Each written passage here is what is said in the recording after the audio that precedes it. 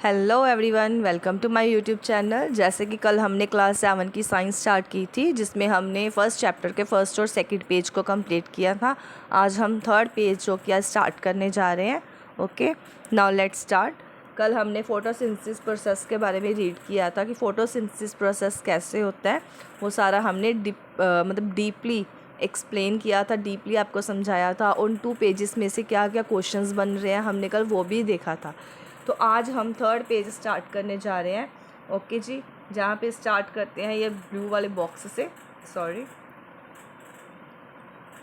Besides leaves, photosynthesis also take place in other green parts of the plants. ज़रूरी नहीं है कि सिर्फ लीव्स में ही खाना रेडी होता है। लीव्स के अलावा जो भी और ग्रीन कलर के पार्ट्स होते हैं प्लांट में, वो भी फोटोसिंथेसिस का प्रोसेस करते हैं। इन green stems and green branches also, कौन कौन से ग्रीन स्टेम भी होते हैं और ग्रीन ब्रांचेस भी होती है जहाँ से वो ये प्रोसेस करते हैं। ठीक है जी। The desert plant have scale और spine like leaves to reduce the loss of water by transpiration. जो डेजर्ट प्लांट होते हैं, जैसे कि रेतले एरिया में जैसे कैक्टस टाइप जो प्लांट्स होते हैं, ठीक है, उनकी जो लीव्स होते हैं वो स्पाइन लाइक होते हैं, टू रिड्यूस करते हैं वाटर को by the transpiration. These plants have green stems which carry out photosynthesis। Desert area में क्या होता है, जो स्टेम्स होती हैं वो ग्रीन कलर्स की होती हैं, जो कि फोटोसिंथेसिस का प्रोसेस करती हैं। कल हमने ये रीड किया था कि जो फोटोसिंथेसिस प्रोसेस है वो कितना इंपॉर्टेंट है, क्योंकि फोटोसिंथेसिस प्रोसेस अगर प्लांट्स नहीं करेंगे तो हमें फूड नहीं मिलेगा, ना ही एनिमल्स को फूड मिलेगा, जिसकी वजह से जो हमारी लाइफ है वो अर्थ के ऊपर इम्पॉसिबल है। Okay, now during the photosynthesis process, जैसे ही फोटोसिंथेसिस प्रोसेस होता है,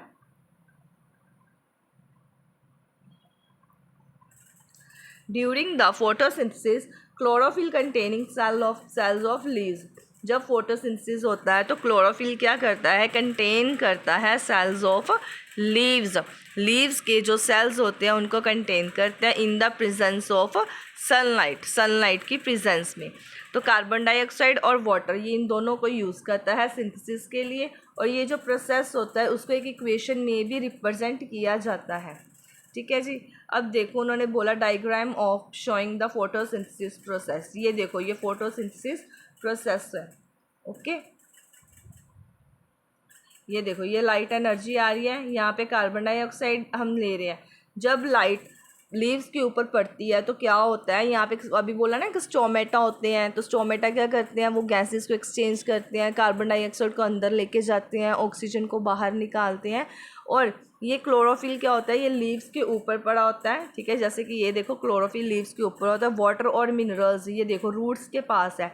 तो रूट्स क्या करता है, इस वाटर और मिनरल्स को लेकर रूट्स क्या करता है, इस ब्रांचेस के थ्रू, स्टेम्स के थ्रू इसको लीव्स तक पहुंचाता है। जब वाटर और मिनरल्स दोनों लीव्स तक चले जाते हैं तो लीव्स के ऊपर ग्रीन कलर के पिगमेंट्स होते हैं जिनको हम क्लोरोफिल बोलते हैं। तो वो क्लोरोफिल क्या करता है, जो सन की एनर्जी है उसको अपने अंदर एब्जॉर्ब करने में हेल्प करता है। जब वो क्लोरोफिल क्या करता है, सनलाइट को अंदर एब्जॉर्ब करता है, तो वो क्या करता है, लीव्स को एनर्जी मिल रही है, तो इसके ऊपर जो छोटे छोटे पोर्स होते हैं वो गैसेस को एक्सचेंज कर रहे हैं। तो इसी तरह ये सारा फोटोसिंथेसिस प्रोसेस होता है। और ये जो सारा प्रोसेस है, उन्होंने बोला है ये सारे प्रोसेस की एक इक्वेशन भी होती है जो कि बहुत इंपॉर्टेंट है। कार्बन डाइऑक्साइड और वाटर, इन दोनों को जब ऐड किया जाता है, ठीक है, ये दोनों चीज़ें उनको चाहिए। वाटर और कार्बन डाइऑक्साइड में जब सनलाइट और क्लोरोफिल, ये दोनों चीज़ें ऐड कर दी जाती है एज अ कैटालिस्ट। ठीक है, उसके बाद ये देखो, अब क्लोरोफिल है, ये गार्ड सेल्स है। अभी हमने पीछे रीड किया था, गार्ड सेल होते हैं, स्टोमेटा होते हैं। अगर आपने फर्स्ट और सेकंड पेज को अभी रीड नहीं किया तो पहले वो पेजेस रीड करो, क्योंकि वहाँ पर मैंने गार्ड सेल और स्टोमेटा इन दोनों की डेफिनेशन आई थी जो हमने एक्सप्लेन की है। गार्ड सेल क्या होता है, जो सेल के आसपास जो एरिया होता है जो उसको प्रोटेक्ट कर रहा है, वो क्या है, गार्ड सेल है। स्टोमेटा क्या है, लीव्स के ऊपर ये छोटे छोटे पोर्स होते हैं। ठीक है जी, लीव्स के ऊपर छोटे छोटे पोर्स होते हैं, वो गैसेस को एक्सचेंज करते हैं। तो स्टोमेटा वो चीज़ होती है। ये देखो, ये स्टोमेटा है, ये गार्ड सेल, और ये क्या है, क्लोरोफिल। क्लोरोफिल क्या है, ग्रीन कलर के जो पिगमेंट्स होते हैं लीव्स के ऊपर, उनको क्लोरोफिल बोलते हैं। मैं फिर से कह रही हूँ, अगर आपने फर्स्ट और सेकंड पेज नहीं किया, पहले वो रीड करो, उसके बाद ही थर्ड पेज को रीड करना। नेक्स्ट देखो सेक्शंस ऑफ लीफ। अब देखो ये लीफ तो हमने देख लिया, अब गार्ड सेल है, ठीक है। ये गार्ड सेल कौन से होते हैं, ये वाले जो छोटे छोटे छोटे छोटे यहाँ पे बने, ये गार्ड सेल है, ठीक है। ये क्या है, स्टोमेटा ओपनिंग, यहाँ पे स्टोमेटा के जो बंद होता है तो ये स्टोमेटा ओपनिंग हो रही है जो कि गैसेस को एक्सचेंज करेगा। ओके जी। नेक्स्ट हमारे पास है थर्ड, न्यूट्रिशंस इन प्लांट, ठीक है जी। प्लांट्स के अंदर न्यूट्रिशन कैसे होता है, ये थर्ड पेज चल रहा है, ठीक है। अब देखो यहाँ पे during the process of oxygen is release. अभी हमने देखा कि जब फोटोसिंथेसिस प्रोसेस होता है तो कार्बन डाइऑक्साइड अंदर जाती है और ऑक्सीजन बाहर आती है। और जब ऑक्सीजन ये बाहर आती है, मतलब जब ऑक्सीजन रिलीज होती है, the presence of starch in leaves indicate the occurrence of photosynthesis. तब उसके अंदर जो स्टार्च प्रेजेंट होता है वो इंडिकेट करता है कि जो फोटोसिंथेसिस प्रोसेस चल रहा है। तो जो स्टार्च होता है वो क्या है, एक कार्बोहाइड्रेट है। Starch it also a carbohydrate. Next देखो Bujo and observe the some plants with deep red, violet and brown leaves. He wants to know the whether these leaves also carry out photosynthesis process. अभी मैंने पीछे बताया था जो भी बूझो जानों वाली पहेली है वो हम रीड करेंगे, इनको सॉल्व भी करेंगे। अब इसने यहाँ पे ये पूछा है कि अभी आपने बात की जो ग्रीन कलर के प्लांट्स होते हैं वो तो अपना फोटोसिंथेसिस प्रोसेस कर रहे हैं ग्रीन कलर की वजह से, उनके ऊपर जो ग्रीन कलर के पैचेस होते हैं है ना, उनकी वजह से। लेकिन कुछ प्लांट्स होते हैं जिनके जो लीव्स होते हैं वो वॉयलेट कलर के होते हैं या ब्राउन कलर के होते हैं, तो क्या वो फोटोसिंथेसिस प्रोसेस करते हैं, वो कैसे अपना खाना रेडी करते हैं। ओके, तो सॉरी, अब इसके साथ एक activity, take 2 potted plants of same kind की, one in dark room black box for 72 hours and the other in sunlight. अब देखो ध्यान से सुनना, ये आपकी जो एक्टिविटी सुनने से ही हो जाएगी। आपने क्या करना है, 2 पॉट्स लेने हैं, ठीक है। दोनों पॉट में आपने क्या करना है, सेम मतलब सेम काइंड के, सेम तरह के, सेम मतलब एक जैसे आपने क्या करना है, 2 प्लांट बना लेने हैं। जैसे 2 पॉट लेने हैं, दोनों में सेम वाले सीड्स डाल के प्लांट बना लेने हैं, 2 पॉट्स बना लेने, रेडी कर लेने हैं। उनमें से एक पॉट जो है उसको आपने क्या करना है कि बंद रूम में रख देना, जहाँ पर बिल्कुल भी लाइट नहीं जा रही, बिल्कुल अंधेरे में उसको रख देना है। और जो एक पॉट है उसको सनलाइट में रख देना है। क्लियर है, यहाँ तक पता चल गया। आपने 2 पॉट लेने हैं, एक पॉट को एक रूम के अंदर बंद करके रख देना है और एक पॉट को सनलाइट में रख देना है। नेक्स्ट हमारे पास 4th पेज आ रहा है, perform the iodine test with the leaves of both the plant you did in the class 6। Class 6 में कह रहे हैं कि आयोडीन टेस्ट के बारे में बताया गया था, तो वो आपने किया होता। रिकॉर्ड योर रिजल्ट, आपने जो रिजल्ट सब रेडी किया होगा तो वो देख लेना। Now leave the pot which was earlier kept in dark.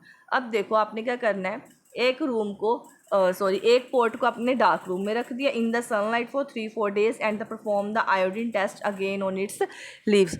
अब जैसे आपने आयोडीन टेस्ट किया था क्लास 6 में, उसी तरह क्लास 7 में भी क्या करना है कि आपने जो 2 पॉट लिए, एक को आपने डार्क रूम में रखा है, एक आपने सनलाइट में रखा है, 3-4 days उनको वहाँ पर रखना है।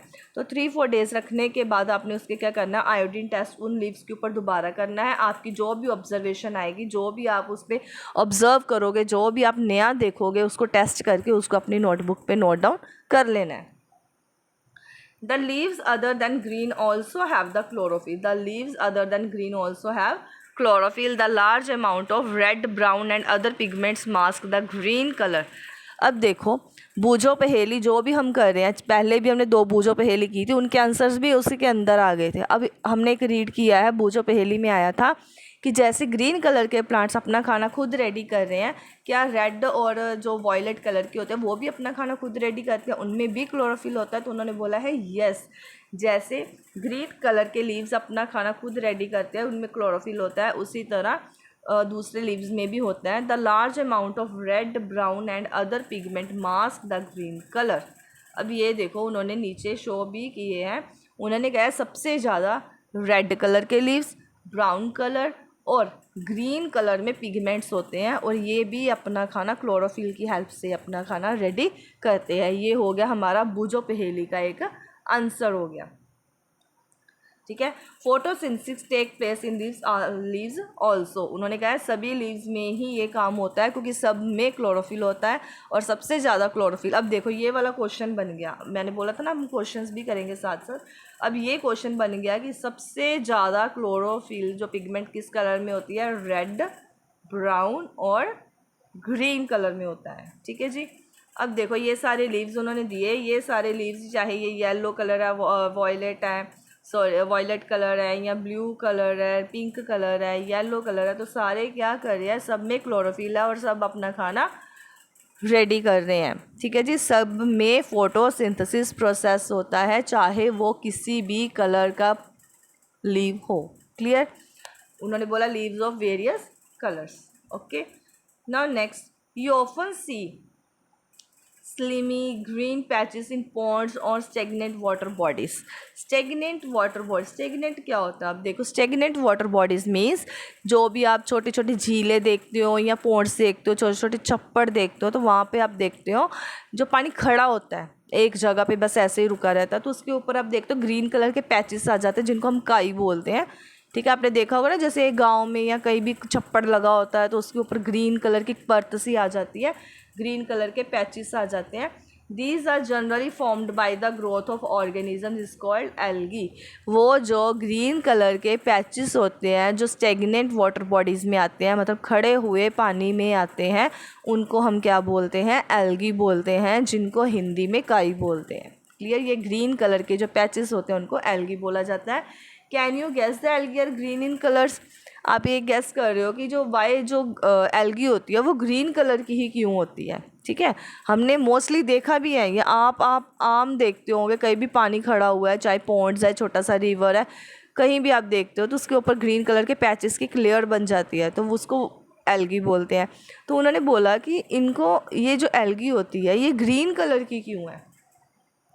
They contain the chlorophyll which gives them the green colour. इनके अंदर क्लोरोफिल होता है, कंटेन करता है ये क्लोरोफिल को, जो ग्रीन कलर देता है। Algae can also prepare the own food by the photosynthesis process.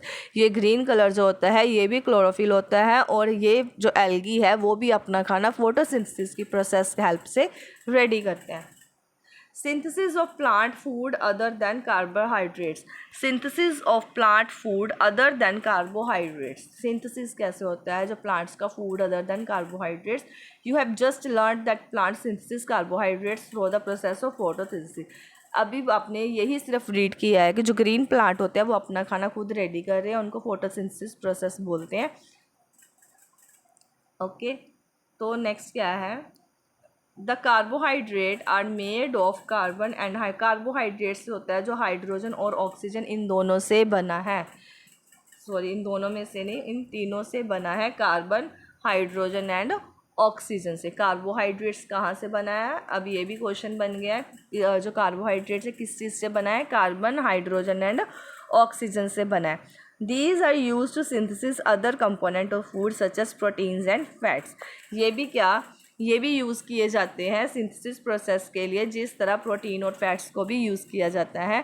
But जो प्रोटीन्स होते हैं वो नाइट्रोजियस सब्सटेंस होते हैं जो कि नाइट्रोजन को कंटेन करते हैं। अब ये ध्यान से देखो, जो प्रोटीन होते हैं वो क्या होते हैं? नाइट्रोजिनस सब्सटेंस होते हैं जिनके अंदर नाइट्रोजन होता है।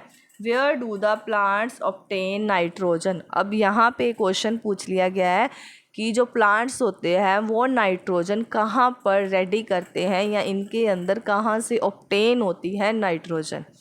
कार्बोहाइड्रेट तो आपने देख लिया कि जो कार्बोहाइड्रेट होता है वो कार्बन, ऑक्सीजन और हाइड्रोजन से बना हुआ है, ये सिंथेसिस प्रोसेस करता है। तो उन्होंने बोला है जो प्रोटीन होता है ये एक नाइट्रोजियस सब्सटेंस इसके अंदर होता है, और ये इसमें नाइट्रोजन होती है, कंटेन करता है ये नाइट्रोजन को। और ये फिर क्वेश्चन आ गया कि जो नाइट्रोजन होती है वो आती कहाँ से है प्लांट के अंदर? अब हम ये रीड करेंगे। Recall that nitrogen is present in abundance gaseous form in the air. आपको पता है जो हवा, मतलब जो हवा चल रही है इसके अंदर ऑक्सीजन है, हाइड्रोजन है, और भी कई गैसेस होती है, ठीक है।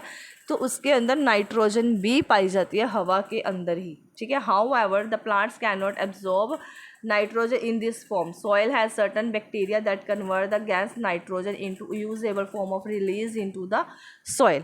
अब देखो, हमने ये तो रीड किया कि हवा के अंदर नाइट्रोजन होती है, तो उन्होंने ये भी कहा है साथ में कि हवा के अंदर तो होती है, लेकिन जो प्लांट होते हैं वो डायरेक्ट हवा से नाइट्रोजन नहीं ले पाते वो, ठीक है जी। जो प्लांट्स होते हैं can not absorb nitrogen, plant absorb नहीं कर सकते नाइट्रोजन को इन दिस फॉर्म में।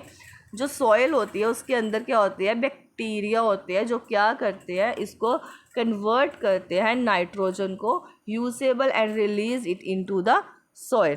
तो इसके अंदर जो मिट्टी के अंदर बैक्टीरिया होते हैं वो क्या करते हैं, हवा में से नाइट्रोजन को ले लेते हैं, फिर इसको क्या करते हैं किसी और में कन्वर्ट करके ये सॉइल में चले जाते हैं, और सॉइल में से रूट्स क्या करती है, इनको एब्जॉर्ब कर लेती है नाइट्रोजन को अपने अंदर।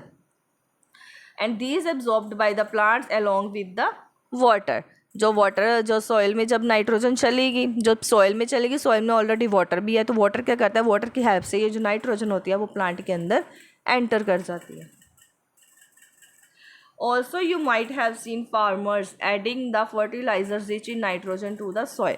अब आपने देखा होगा कि कुछ फार्मर्स होते हैं, ठीक है, आपने देखा होगा वो क्या करते हैं, ऐड करते हैं फर्टिलाइज़र्स को ऐड कर देते हैं ताकि जो मिट्टी में और भी ज़्यादा नाइट्रोजन आ जाए, नाइट्रोजन बहुत ज़्यादा मात्रा में मिट्टी में हो जाए, रिच हो जाए वो नाइट्रोजन को लेके, ठीक है जी। In this way, the plants fulfill the requirements of nitrogen along with the other constituents. Plants can them synthesis protein and vitamins. ठीक है जी। अब जब फार्मर्स क्या करते हैं, वो नाइट्रोजन रिच करने के लिए प्लांट को क्या करते हैं, फर्टिलाइज़र स्प्रे कर देते हैं उसके ऊपर। और इसके अलावा क्या होता है, जो भी प्लांट्स की फुलफिल्स, मतलब जो भी उनकी रिक्वायरमेंट होती है प्लांट्स को नाइट्रोजन के साथ साथ और भी जो उनको चाहिए, चाहे वाटर चाहिए या कुछ और मिनरल्स चाहिए या कोई भी चीज़ चाहिए, तो वो क्या होती है सॉइल के थ्रू उनके अंदर चली जाती है। और प्लांट्स क्या करते हैं, इस सारे प्रोसेस को सिंथेसिस करते हैं, फिर चाहे वो प्रोटीन है या विटामिन है, जो भी उनको चाहिए वो सॉइल से लेके उनको सिंथेसिस करते हैं, फिर अपना खाना रेडी करते हैं। अब नेक्स्ट हमारे पास आ रहा है other mode of nutrition in plants. अभी हमने क्या देखा है कि फोटोसिंथेसिस के बारे में डिटेल में रीड किया है कि कैसे फोटोसिंथेसिस से प्लांट्स अपना खाना रेडी कर रहे हैं, न्यूट्रिशंस कैसे होता है प्लांट के अंदर। तो अब हमने क्या करना है, इसका और कोई मोड, अदर मेथड हमने देखना है, other mode of the nutritions in plants. There are some plants which do not have chlorophyll. यहाँ पे कुछ प्लांट्स ऐसे भी होते हैं जिनके अंदर क्लोरोफिल नहीं होता। They can not synthesis food, तो वो अपना खाना सिंथेसाइज नहीं कर सकते।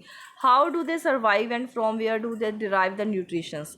अब कुछ प्लांट्स हैं जिनके अंदर क्लोरोफिल ही नहीं है, तो वो अपना खाना रेडी भी नहीं कर सकते, तो वो सर्वाइव कैसे करते हैं अगर वो खाना रेडी कहीं नहीं कर सकते।